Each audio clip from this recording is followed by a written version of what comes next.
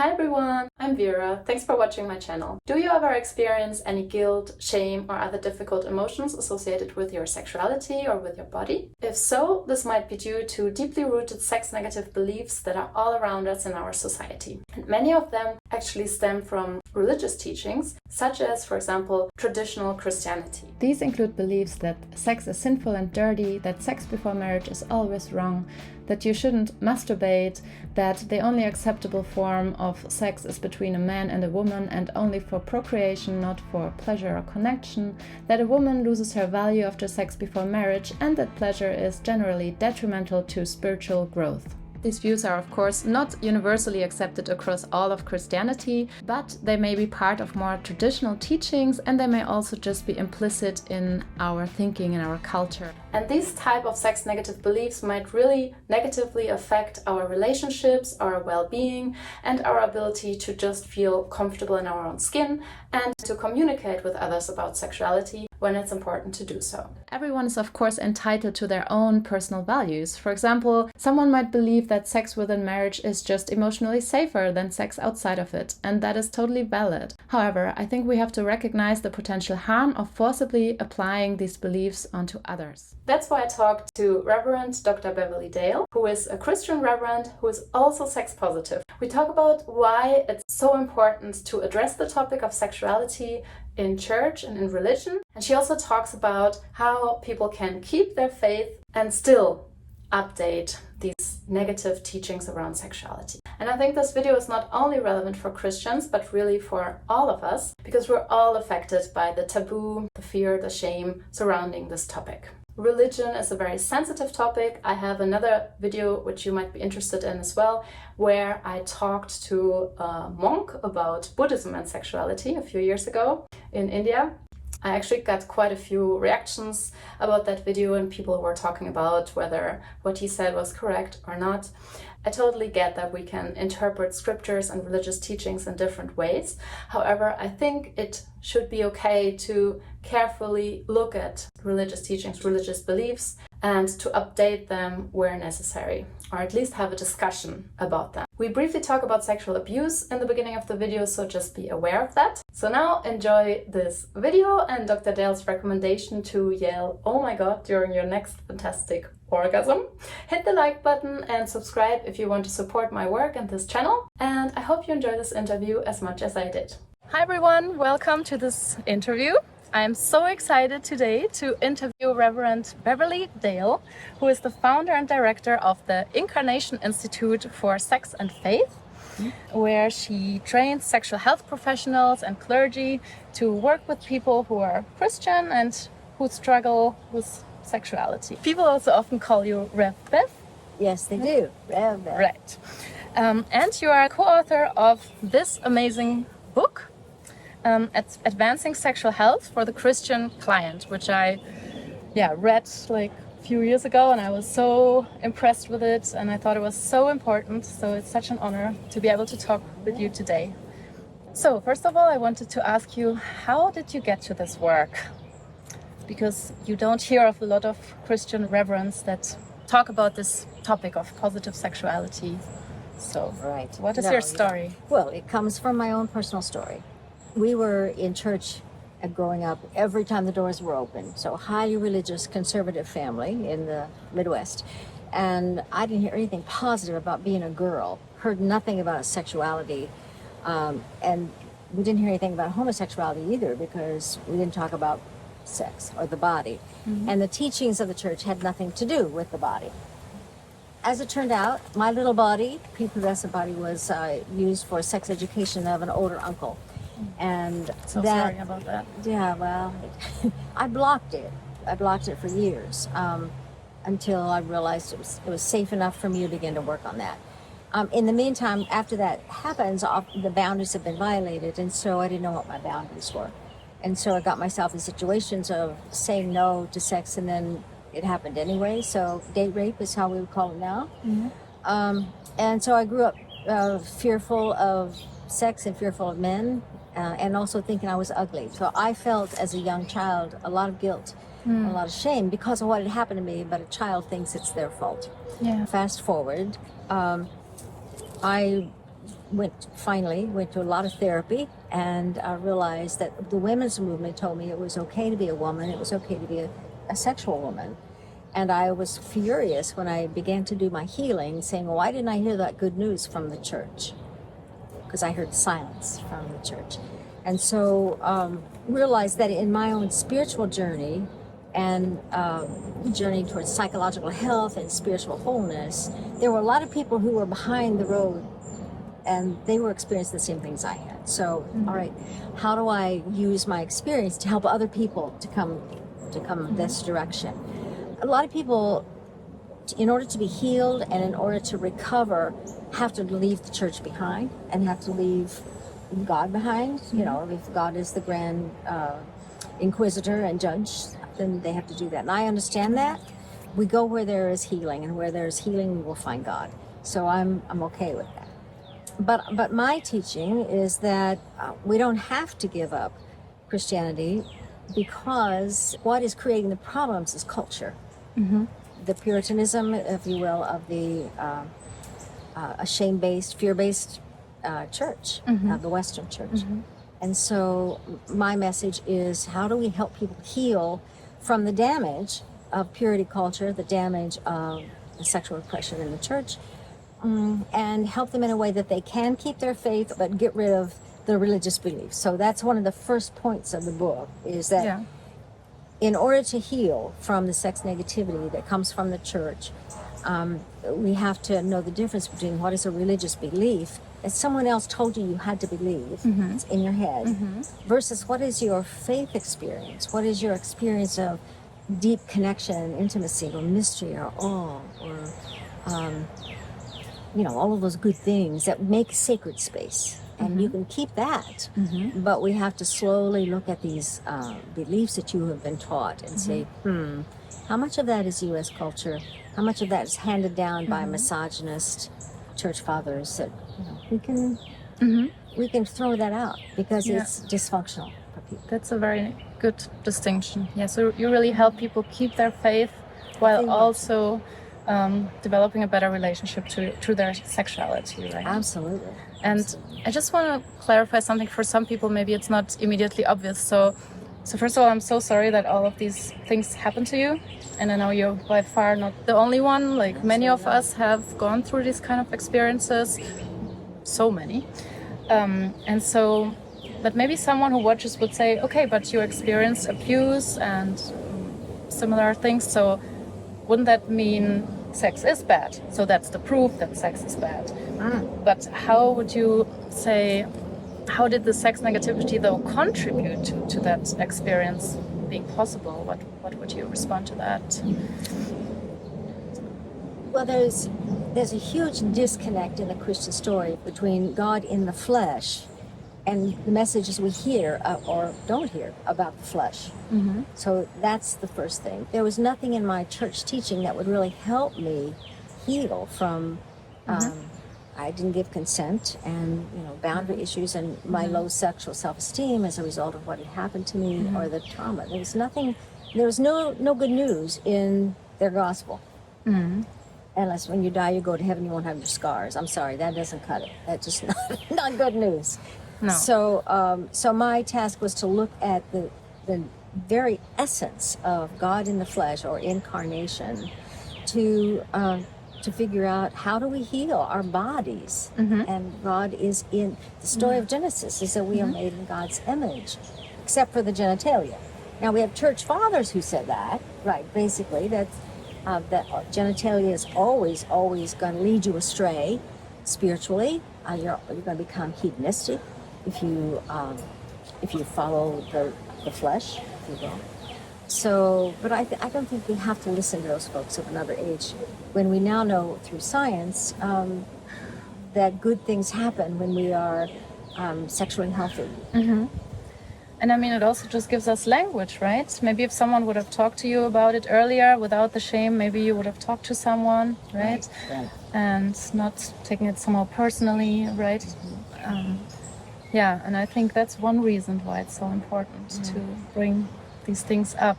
And then also for people to develop a fulfilling sex life, for example, also in their marriage. I read in your book that the church traditionally says that we shouldn't have sex before marriage, but that, I don't know the exact percentage, something like 97%? Oh, it's huge. Like Most almost people do. Yeah, everyone has it. Right. So that must mean that almost everyone walks around with a gigantic feeling of guilt. Absolutely. The church is full of guilt and shame. Yeah. Shame that we're sexual people and we have sexual interests and desires and needs that may not fit somebody's little box of what we're supposed to be. Yeah. And guilt that we do violate some of those supposedly sacred rules. So it's tragic. It's tragic. Yeah. So you cannot live a fulfilled life, a life that thrives in the abundant life that Jesus promised in John 10:10, if you're covered with guilt and shame. So that's we've got to deal with that. And few pastors, unfortunately, are equipped to deal with it. So that's my task to work with seminaries and pastors.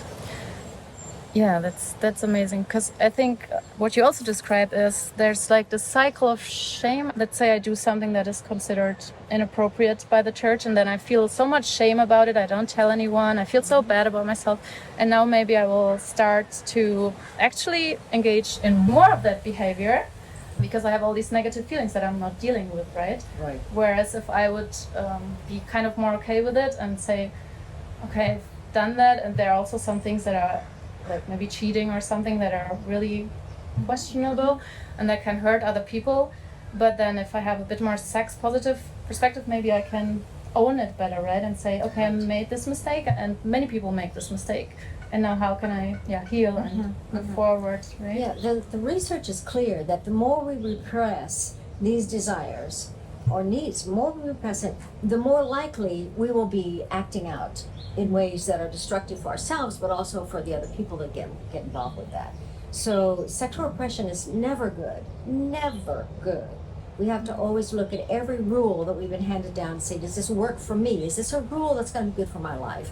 Or is this a rule that's going to create problems for me? And how do I develop my own sexual ethic that's going to be true to the good news that we are made in God's image, and that we are to live a life as Jesus did in the flesh. So.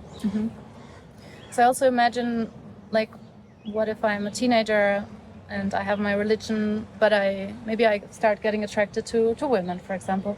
So maybe you can also comment a bit on that, how people suffer a lot if they don't fit into the standard norm, right? And they would have to leave church so they think maybe. No, there are congregations, there are denominations that have no problem with sexual minority issues and diversity as a whole. So there's always a home in the church for acceptance and inclusion. And sometimes in one denomination you've got the full gamut. So you got to be careful, but there's a lingo that you can use to find out which ones are safe for minority communities. The Unholy Trinity, according to one author, is fear, guilt, and shame. And so we've talked about guilt and shame, but we haven't talked about the fear. Oh, interesting. And the fear is fear of upsetting mom and dad, the fear of the preacher is going to preach from the pulpit against me, the fear of God kicking me out of heaven, I don't stand a chance, that kind of thing. Oh.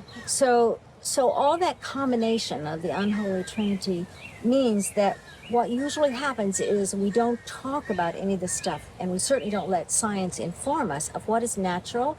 Biodiversity is the law of the universe, biodiversity, yes. And so, but when we come to sexuality, suddenly we're all supposed to be binary, male or female. We're all supposed to be procreatively oriented, and straight, of course. So all of that means that we are sexually ignorant of the breadth of sexual interests and practices and relationship styles of not just the U.S., but the world over. And I'm not prepared to say that just because somebody is not fitting this little white Christian box that we have, that they are all going to hell, they're all condemned by God. No. Biodiversity is the law of the universe, and diversity in the human nature is given. So whoever you're attracted to, and it may be different. You attracted someone in this time of your life and someone different, a different gender of later on. There's a fluctuation as well through our lifespan. So that's natural. So I think we need sex education, comprehensive sex education, Yeah. to help us understand that it's okay to be sexually who you are. Now figure it out, and then decide what kinds of relationships are going to feed and nurture your spirit and help you thrive in this world. Beautiful. And I think there's some values or principles that apply no matter how we express ourselves, right? Maybe like, love, truth, honesty, or accepting, loving people how they are, loving ourselves as we are, right? There are two principles that we talk about in the book that every Christian will agree with, and we apply it to sexuality. One is to love. The greatest thing is to love God and your neighbor as yourself. Right? So self-love is a big piece of the sexual dysfunction, that we don't love ourselves, and sometimes we don't love the other person because we're behaving sexually in ways that are not really ethical. Right. And then treat others as you wish to be treated, the golden rule. So if we can follow those two premises that basically all religions teach, right, that Jesus taught, then from there flows our sexual ethics and figuring out how to treat other people. So respectfully, civilly, thinking about what would be best for them, what's be best for me, what's best for the relationship, and that's sure, we figure that stuff out. But if you're busy repressing and pretending that you don't have these feelings, these needs, or these fantasies, or you're busy trying to fit into somebody else's box that's been imposed upon you. In this culture, we don't really ever talk about consensual non-monogamy. It's just assumed that you will be heterosexual, you will marry and have babies and then die. That's Resulting in sometimes non-consensual monogamy. You could say. yeah. Turn it around. What I also find interesting is that you say that even couples that do everything right, now they waited until they got married and now they for the first time have sex within that context, even these more traditionally minded people that fit this mainstream idea, even they often suffer and have trouble enjoying their sex lives. Absolutely. Is that right? Oh my goodness. The therapy offices are filled with people like that who have given up on sex because it's never been good. First of all, because they're sexually ignorant, but also because all of this guilt and shame is still in their heads. You can't hear that for 20 or years or so, 10 years, and then suddenly with the magical piece of paper that makes you married, you're suddenly it's going to be gone from your head. No. Right. Plus, it gets boring. So there has to be a way to communicate and grow together.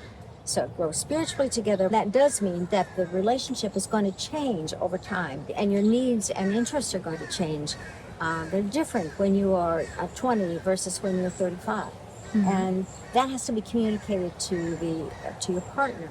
So there are lots of reasons why people should go to therapy and counseling to try to figure out their sexual lives, to make them more vibrant. And fortunately, we have good people who are trained in the sexuality field, so they know how to help people talk through what's going to work for them. Yeah. An experiment, if you will. Great.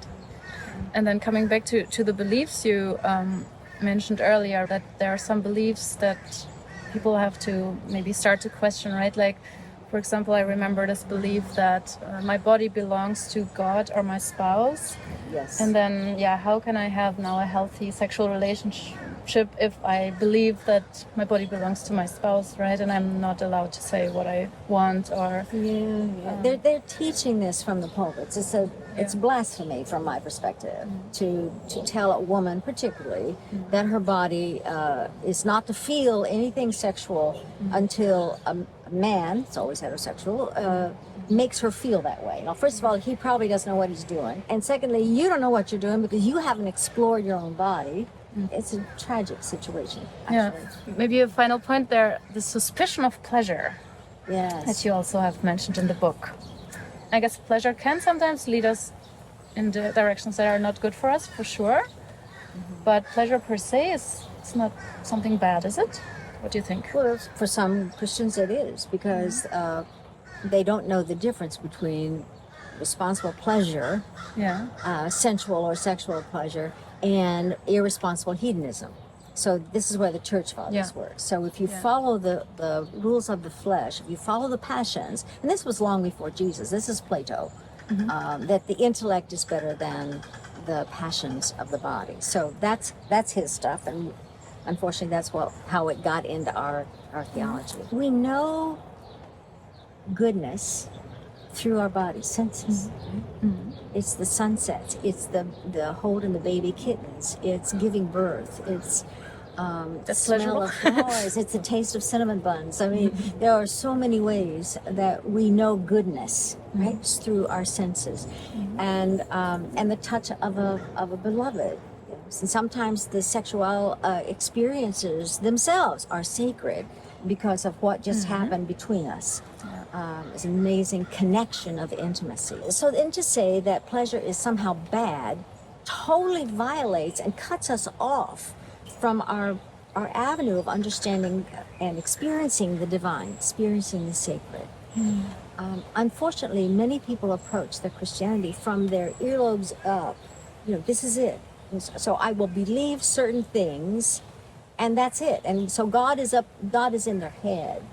Now, I am all about intellectual enlightenment and study. Certainly Scripture supports that. But that means that when we're focusing here, we're not focusing how God is present in the touch of our beloved, or the sacred spaces in our gardens. I apologize for all the birds here. They're making a lot of noise here. But there's something very special about this world in all of its diversity and wonder that we need to get our faith connected here. So many people, whether they're Christian or not, understand that there are sacred times and places, and there ain't no Bible verses being read, and there's no preacher around, but sitting on that riverbank, watching it flow through, and while you're fishing, can be a sacred experience for people. That's a pleasurable, sacred experience through their senses that we dare not discount, because God is known in so many different ways for us, and that we should be open to that. And if you're shutting yourself off from pleasure and cutting your faith from your body, then we are cutting off access to the divine. Beautiful. So pleasure is not bad. That's good news. Oh, yes. As long as we live it ethically, of course. And Sure. Yeah. And this is where the church needs to be doing. Let's talk about ethics. How do we make decisions if we do away with the boxes and all of the rules that lock people in? Then we have to talk about how to be responsible and how to be moral, and how to think, well, how would Jesus make love? And how would Jesus treat his body, and how do I treat my body? And how did he treat people around him, and how do I use that? Yeah. And so lots of women around Jesus. And lots of eunuchs. Sexual diversity is in that group of his world. So, and there was no condemnation from Jesus about the eunuchs. So that is a scripture for us to think about too. As I teach in the Incarnation Institute, we have 3 pillars. It's PDF, that sacred pleasure is a sacred gift, and D is sexual diversity is natural in all of humanity, and sexual freedom is personally discerned and responsibly exercised within a community. It's not to be imposed and constrained by the pleasure police, or by the politicians, or by the priests and the preachers. This is your decision how to live within your sexual body in a loving way, loving for yourself and other people. So sexual freedom, pleasure, and diversity, I think, are key. And for those who come from Christianity that's shame-based and fear-based, which much of traditional Christianity is, those are the 3 points they can't handle. So they're against diversity, they're against freedom, they're against pleasure. And I'm sorry, because they're unhappy people.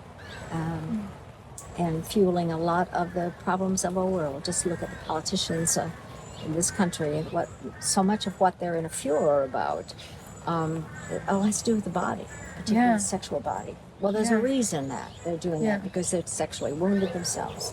Yeah. Yeah. Wow. So We have our work important. cut out for us. Yeah. Wow. So powerful. So also Christians can enjoy their sex lives. Well, I hope So they one do. message we I hope can they get yell, out of "Oh this. God," every time they have a great orgasm, you know? I mean, isn't it, if we understood that love was totally abundant and the way to be true to ourselves is to be compassionate, then indeed we would be living orgasmic lives, would we not? Lives of ecstasy, lives of connection with our neighbors and with ourselves in wonderful ways that are compassionate. It sounds like a wonderful world to me. Yes, to me too. Yeah. Wow. Okay, Rev Bev, maybe enough for this interview. Maybe we're gonna do another one. Subscribe if you want to keep informed. This was fantastic. Amazing the work you're doing. So brave also.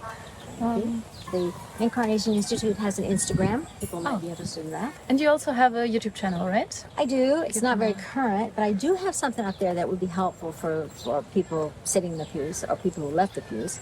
It's a series called Sex is Good. And my YouTube is Rev Beverly Dale. And they can find it there. Wonderful. Thank you so much. Really appreciate it.